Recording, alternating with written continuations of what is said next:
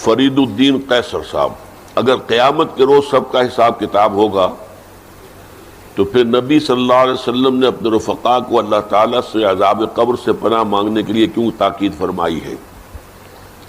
کیا یہ عذاب حساب کتاب سے پہلے ہی شروع ہو جائے گا؟ اس سلسلے میں حضور صلی اللہ علیہ وسلم کی یہ حدیث بہت مشہور ہے کہ ایک مرتبہ آپ دو قبروں کے پاس سے گزرے تو فرمایا دونوں مردوں کو عذاب ہو رہا ہے، ایک تو وہ شخص جو پیشاب کے چھینٹے سے خود کو نہیں بچاتا تھا، اور دوسرا وہ جو چغل خور تھا۔ اس حدیث مبارکہ سے کیا یہ بات ثابت ہوتی ہے کہ عذاب قبر مندرجہ بالا گناہوں کے سرزد ہونے ہی پر ملے گا؟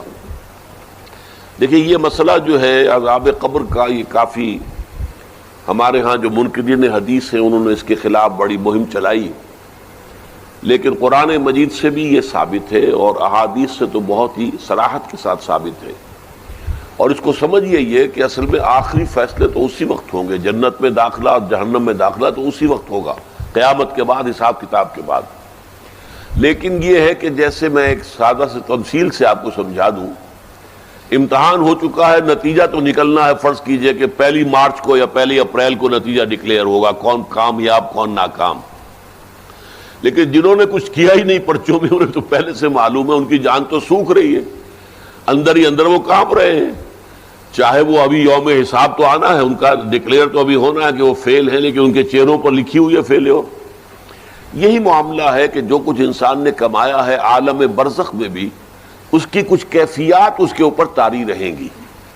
تفاصیل میں ہم نہیں جا سکتے کہ کیسے ہوگا، یہ ہم نہیں جان سکتے۔ عالم برزخ، عالم آخرہ، اس کے بارے میں جو مجمل باتیں آ جائیں قرآن میں، حدیث میں، بس اس پر ہمیں اکتفا کرنی چاہیے۔ تفصیل میں جائیں گے تو اس سے خام خواہ کے بکھیڑے اور خام خواہ کے اختلافات اور فرقہ بندیاں شروع ہوتی ہیں، لیکن کوئی نہ کوئی عکس ہے۔ سورہ فرقان میں فرمایا یضاعف لہ العذاب یوم القیامہ، قیامت کے دن اس کے لیے عذاب دگنا کر دیا جائے گا۔